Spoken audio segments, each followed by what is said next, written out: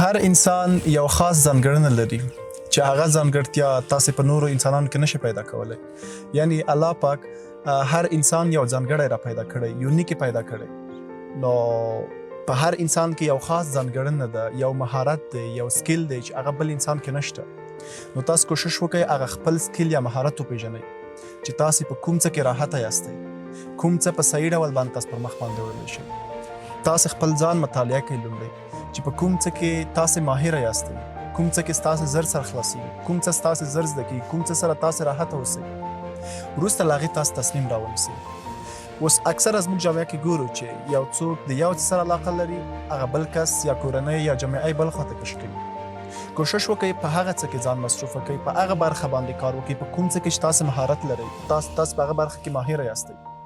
که څه هم یو کار یا یو مسلک به اوسېږي چې تاسو ته پکې ځان به ډېر کم ښکاره کېږي، خو که تاسو په هغه کې ماهره اوسېږئ، په هغه کې تاسو شرم مه کوئ، په هغه کې تاسو کار وکړئ، مخکې پکې لاړ شئ. هر کار دنیا کې هر کار تاسو وګورئ چې په هغه کې که څومره خراب کار هم وي، چې څومره ډیپ پکې لاړ شئ، څومره کار پکې وکړئ، همدومره تاسو زیات عاید یا درآمد له هغې څخه ترلاسه کولی شئ.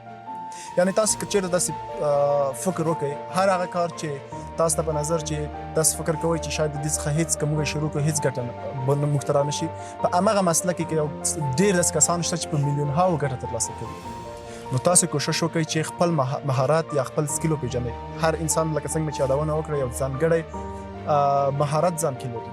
نو تاسو خپل مهارت راوپېژنئ. که بیا چېرته خپل مهارت نه راپېژنئ، بیا تاسو د ځینو اکسپرټ کسانو څخه مشوره واخلئ چې زه باید کوم سکیل یا مهارت زده کړم. یعنې دا خو معلومداره خبره ده چې تاسو ته معلومات کېږي چې په کومه برخه کې زه آرامي احساسوم. اوس په کار نه ده چې ته باید حتما امازان سیلر جوړ شي، په کار نه ده چې حتما ته باید انفلوئنسر جوړ شي. په کار دلته دا ده په کوم فیلډ یا برخه کې چې ته راحته اوسېږي، ډېر څه دې زده کېږي، یا هغه کې الله پاک تا ته ځانګړی مهارت درکړی یا پوهه درکړې، په هغه باندې کار وکړي تر څو د هغه څخه ښایسته عاید یا درآمد ولري. اوس موږ لرو، اکثره کسان لرو، یعنی دا جامعه ده، دا جامعه جامعه چې ده دا امازان سیلرانو ته هم ضرورت لري، داسې کسانو ته هم ضرورت لري چې موټر جوړ کړي، داسې کسانو ته هم ضرورت لري چې یو څوک وخندوي، داسې کسانو ته هم ماهرینو ته هم ضرورت لري چې هغه لکه الوتکه یا تیاره جوړه کړي.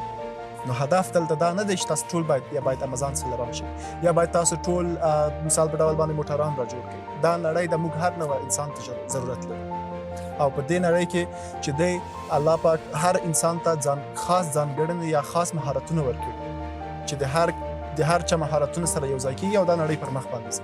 نو کوشش وکړئ چې لومړی خپل ځان راوپېژنئ. دا چې هر څوک تاسو ته وایي چې ته ځان لومړی راوپېژنه، دا په دې معنا باندې چې ته خپل مهارت راوپېژنه، خپل څه په هغه څه کې چې ته راحته اوسېږي یا چا پیدا کړی، همداسې څه لپاره یې پیدا کړی، دغه ټول ته چې کله راوپېژنې، وروسته له هغې څخه دغه خپل هدف لاره پیدا کولی شي.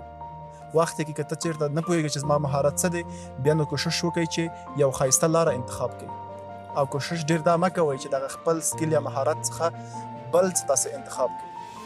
یعنی که چېرته موږ یې داسې یو مثال ورکړو، که ته چېرته 10 متره څاه هر ځای کې وباسې، هېڅکله به ته اوبو ته ونه رسېږي. خو که ته هغه یو څاه، یعنی که ته 1000 څاګانې هم 5 متره یا 10 متره وباسې، ته به اوبو ته ونه رسېږي. خو که ته یو څاه 100 متره ووهې او ژوره یې ووهې، تا ته به په پوره اندازه باندې اوبه درکړي. نو هدف دلته دا دی چې خپل سکیل، مهارت، هغه کومه ځانګړنې چې الله پاک درکړي هغه وپېژنئ او په هغه کې کار وکړئ. دا جامعه هر ډول خلکو ته ضرورت لري.